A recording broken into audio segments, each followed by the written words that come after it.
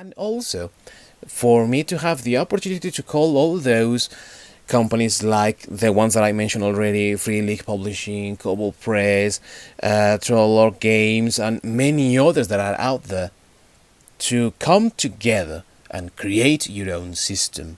One universal system that can house all your games, all your ideas, all your publications, and then with that, fight against Wizards of the Coast. Well, I guess that I spoke too soon because already a company is doing exactly that.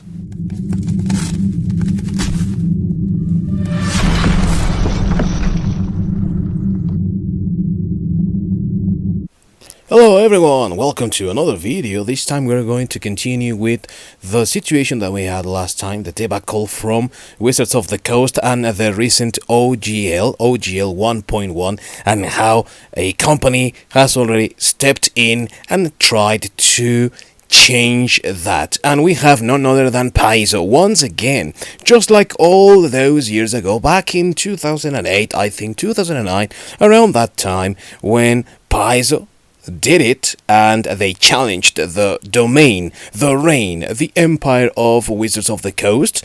And when Dungeons and Dragons had their 4th edition, what Paizo did was to counter that with their own RPG game, and that's how Pathfinder was born, basically speaking. I mean, I'm just simplifying it, but that's the gist of it. They have done it once again with an announcement on their website that is going to shake, hear me out, shake the entire gaming community with what they have done, but in a positive way, or at least that's what I hope. So without any further ado, let's dive into what Paizo have to say about this.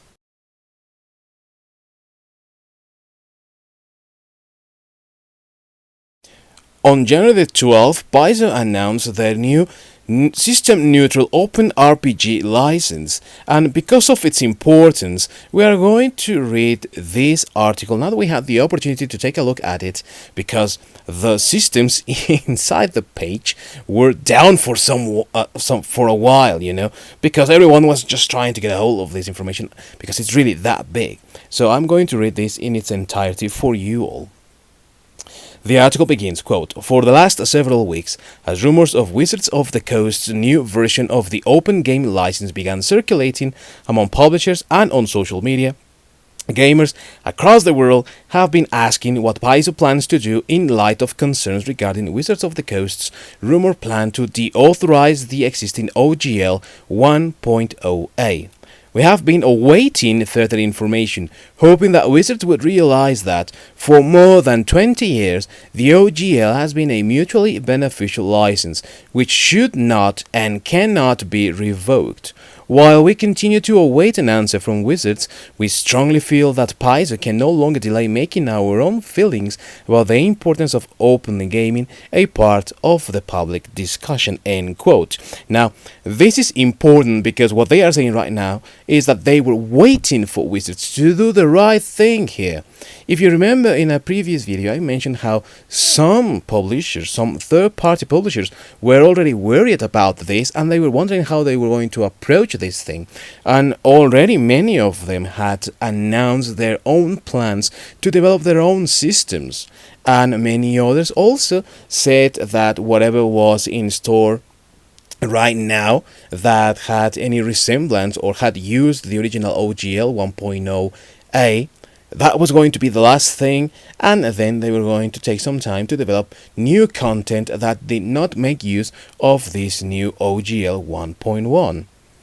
Amongst all those, I also mentioned that Paizo was a little silent. They had not said anything, and I wondered whether that was not because Paizo in the end were trying to figure out what to do and how to deal with this, because they are really big.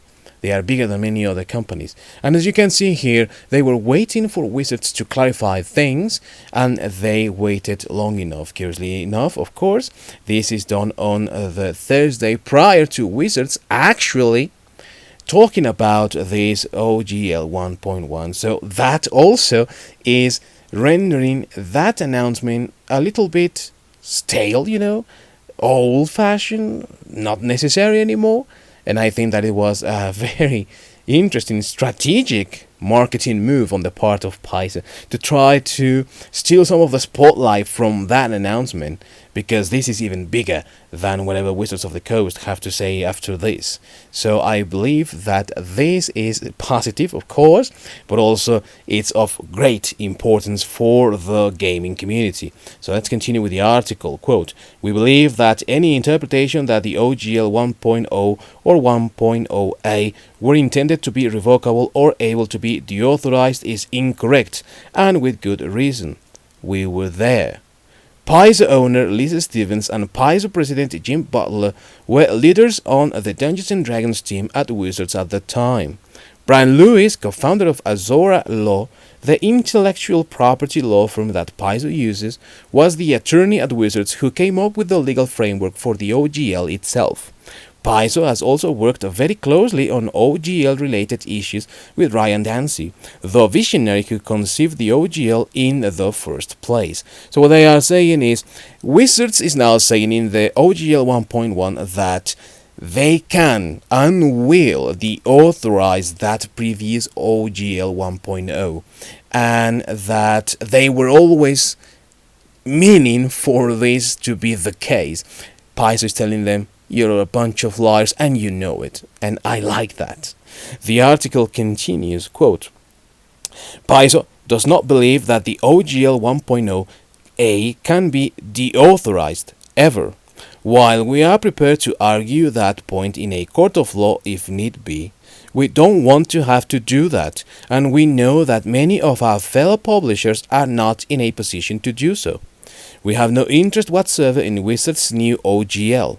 Instead, we have a plan that we believe will irrevocably and unquestionably keep alive the spirit of the open game license. As Paizo has evolved, the parts of the OGL that we ourselves value have changed. When we needed to quickly bring out Pathfinder 1st edition to continue publishing our popular monthly adventures back in 2008, using Wizards language was important and expeditious. But in our non-RPG products, including our Pathfinder Tales novels, the Pathfinder Adventure card game, and others, we shifted our focus away from D&D tropes to lean harder into ideas from our own writers. By the time we went to work on Pathfinder 2nd edition, Wizards of the Coast's open game content was significantly less important to us, and so our designers and developers wrote the new edition without using Wizards' copyrighted expressions of any game mechanics. While we still published it under the OGL, the reason was no longer to allow Paizo to use Wizards' expressions, but to allow other companies to use our expressions. See, this is what I had told you in a previous video. Paizo were always trying to deviate as much as they could and distance themselves as much as they could from Wizards of the Coast and anything that had to do with Dungeons and Dragons. They were always trying to have the game Pathfinder be set apart from Dungeons and Dragons, and they are saying it right now to Wizards' face. We didn't do this because we wanted to keep in touch with you. We did this so that others could also use our materials, our worlds, and our creations. It was not for you, it was for them. It was to build up the community. It was not in the spirit of trying to get from you, but in the spirit of improving and expanding the community. This is huge news. They are telling to their face, to Wizards of the Coast, that they never really needed them at all. The article continues, quote, "We believe, as we always have, that open gaming makes games better, improves profitability for all involved, and enriches the community of gamers who participate in this amazing hobby. And so, we invite gamers from around the world to join us as we begin the next great chapter of open gaming with the release of a new open, perpetual, and irrevocable open RPG creative license org." That is huge as well. They are creating their own OGL and they are calling it org. How amazing is that? And on top of that, they are saying we are creating this as something perpetual and irrevocable. And in the next paragraphs, they are announcing that they will make sure that they have enough safeguards to make that happen, to make it so. So let's continue with the article. Quote, the new OpenRPG creative license will be built system agnostic for independent game publishers under the legal guidance of Azora Law, an intellectual property law firm that represents Paizo and several other game publishers. Paizo will pay for this legal work. They are paying. They are doing this for the community, and they are absorbing all that expense. We invite game publishers worldwide to join us in support of this system-agnostic license that allows all games to provide their own unique open rules reference documents that open up their individual game systems to the world. To join the effort and provide feedback on the drafts of this license, please sign up by using this form, and they have a link to that if you are interested in it. In addition to Paizo, Cobalt Press, Chaosium, Green Running, Legendary Games, Rogue Genius Games, and a growing list of publishers have already agreed to participate in the OpenRPG creative license, and in the coming days we hope and expect to add substantially to this group. I really hope that all the big ones that have made huge, very interesting games also join this effort, like Free League, the ones responsible for bringing back the Middle-earth RPGs, with the One Ring, Troll Lord Games, that is also a very good company out there. I hope that many more join this list and join this effort, because this is really what I wanted, if you remember my previous video. This is what I was advocating for the independent companies, for the third-party publishers to do exactly this that Paizo is suggesting. The article continues, quote, the org will not be owned by Paizo, nor will it be owned by any company who makes money publishing RPGs. Azora Law's ownership of the process and stewardship should provide a safe harbor against any company being bought, sold, or changing management in the future and attempting to rescind rights or nullify sections of this license. Ultimately, we plan to find a non-profit with a history of open source values to own this license, such as the Linux Foundation. This is huge! This is huge news!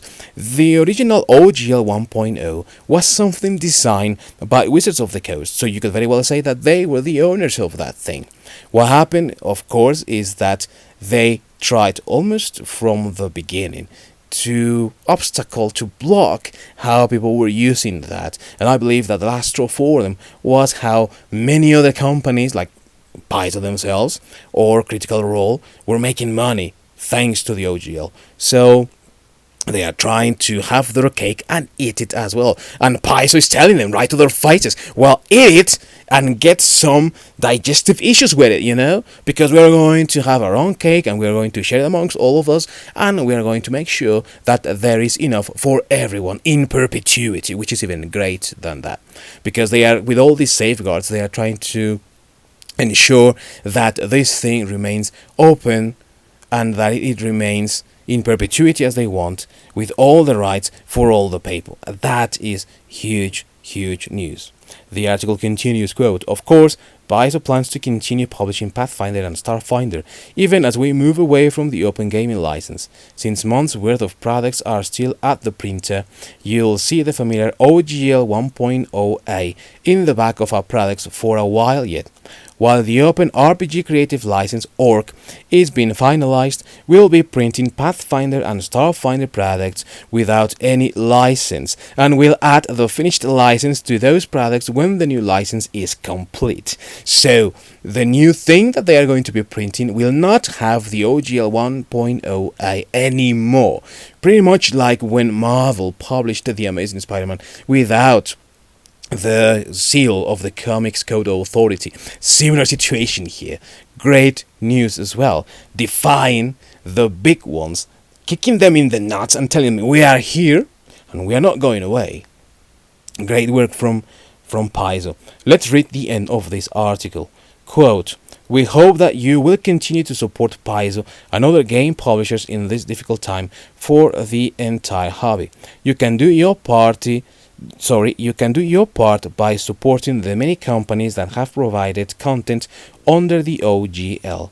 Support Pathfinder and Starfinder by visiting your local game store, subscribing to Pathfinder and Starfinder, or taking advantage of discount code OpenGaming during checkout for 25% off your purchase of the Core Rulebook Pocket Edition, or Pathfinder Beginner Box. Support Cobalt Press, Green Running, Legendary Games, Roll for Combat, Rogue Genius Games, and other publishers working to preserve a prosperous future for open gaming that is both perpetual and irrevocable.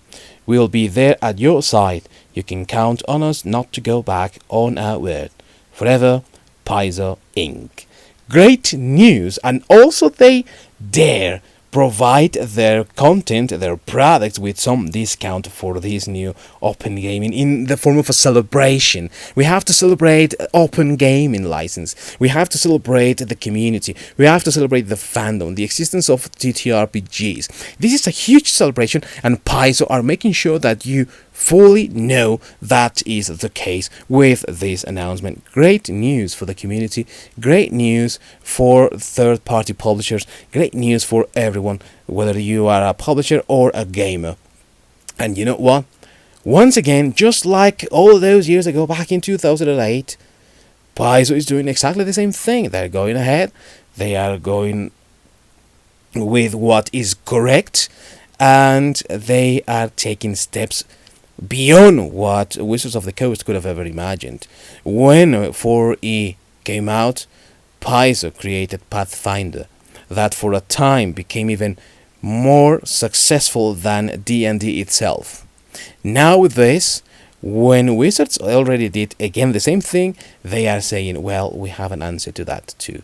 So you know it, folks. This is why also the page has had some issues, because it is full of people trying to buy stuff, full of people trying to read this thing, full of people trying to get a hold of what is going on. And let me tell you that what is going on is cool. So go and support Pathfinder, go and support all these other publishers like Cobalt Press and Legendary Games, Roll for Combat, all of these companies that deserve better treatment, and Paizo is doing it and is giving it to them. I'm glad to see that companies are trying to counter what Wizards of the Coast is attempting. We will know this Friday whether or not Wizards will backpedal that, or if they will do something else. In the meantime, my opinion, my Viking view is this is great news. What's your opinion? Let me know down below in the comments. Thank you very much for watching. See you next time.